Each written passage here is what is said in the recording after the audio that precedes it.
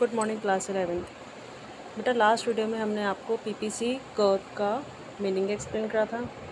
PPC curve attainable, non attainable, properties of PPC curve भी explain करा था। और हमने पीपीसी का जब मीनिंग एक्सप्लेन करा था तो उसमें आपको डिफाइन करा था कि पीपीसी की हमारी 3 अजम्पशंस हैं कि पीपीसी में जो टेक्नोलॉजी है वो कांस्टेंट रहती है और जो रिसोर्सेज हैं वो चेंज नहीं हो सकते और जो रिसोर्सेज अवेलेबल है वो फुल्ली और एफिशिएंटली यूटिलाइज्ड है।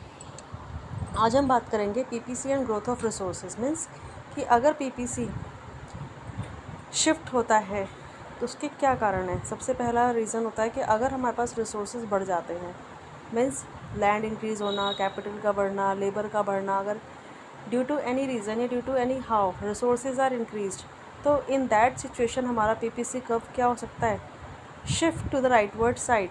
मतलब कि जो हमारे पास 2 गुड्स का प्रोडक्शन है वो दोनों गुड्स का प्रोडक्शन एक साथ बढ़ सकता है अगर रिसोर्सेज इंक्रीज़ होते हैं। तो अगर रिसोर्सेज नहीं इंक्रीज़ होते हैं, कांस्टेंट रहते हैं, तो इन दैट सिचुएशन क्या था, हमने पढ़ा था लास्ट में कि if we want to increase the production of one goods we have to sacrifice with the production of another goods.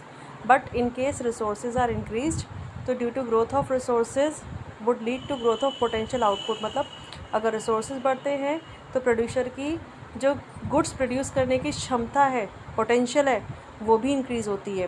तो एक डायग्राम आपको दिख रहा है फिगर 9, आपको उसमें दिख रहा होगा Apple and wheat 2 goods produce कर रहा है प्रोड्यूसर।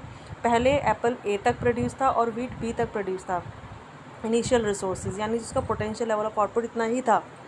फिर जैसे ही उसके रिसोर्सेज बढ़े, एप्पल का ग्रोथ हो गया ओ ए से ओ सी तक और वीट का ग्रोथ हो गया ओ बी से लेकर ओ डी तक। ठीक है ना। तो वीट का प्रोडक्शन हमारा क्या हो रहा है, वो भी इंक्रीज़ हो रहा है रिसोर्सेज के बढ़ने से, ओ बी से ओ डी तक इंक्रीज़ हो रहा है, यानी बोथ गुड्स प्रोडक्शन राइजेज़। और जब दोनों गुड्स का प्रोडक्शन राइज होता है due to increase in resources तो हमारा पीपीसी कर्व क्या होता है, शिफ्ट होता है राइटवर्ड साइड। अब नया कर्व सी डी से पास हो रहा है, पुराना कर्व ए बी से पास हो रहा था। तो जो नया कर्व है वो क्या शो कर रहा है कि resources are increased. It means जो पोटेंशियल लेवल ऑफ आउटपुट है वो भी इंक्रीज़ हो रहा है। When new resources are discovered, the economy would shift from AB to CD, which implying higher level of potential output। क्योंकि जब रिसोर्सेज बढ़ते हैं तो हमारा कर्व शिफ्ट होता है और जब कर्व शिफ्ट होता है राइटवर्ड साइड तो इसका मतलब क्या शो कर रहा है कि जो पोटेंशियल लेवल ऑफ आउटपुट है, यानी गुड्स प्रोड्यूस करने का जो पोटेंशियल लेवल है वो अब पहले से ज़्यादा हो चुका है। फाइन। एक हमारा मिशन स्टार्ट हुआ था क्लीन इंडिया मिशन, तो क्लीन इंडिया मिशन से भी हमारे रिसोर्सेज इंक्रीज़ हुए थे। क्या कारण था कि when quality of labour improve because of clean India mission, बीमार नहीं पड़ेंगे। जब गंदगी नहीं होगी तो बीमारी नहीं होगी, बीमारी नहीं होगी तो आप रेगुलर अपने काम पे जाएंगे, रेगुलर जाएंगे काम पे तो प्रोडक्शन लेवल भी क्या होगा, राइज अप होगा। यानी it will also help in increase the potential level of output. Skill India mission was also helpful to increase the potential level of output। skill मतलब education is spread in the country so that the percentage of skilled workers increase. Education को जितना ज़्यादा हो सके उतना बढ़ावा दिया जाए, हर कोई हमारे यहाँ पढ़ा लिखा हो, जितने ज़्यादा लोग पढ़े लिखे होंगे उतना ही उनका काम करने की क्षमता ज़्यादा होगी, तो it will also help to increase the production level. तो ये हमारा इसमें आया था। फिर लास्ट इसमें टॉपिक आता है व्हाट इज़ अपॉर्चुनिटी कॉस्ट।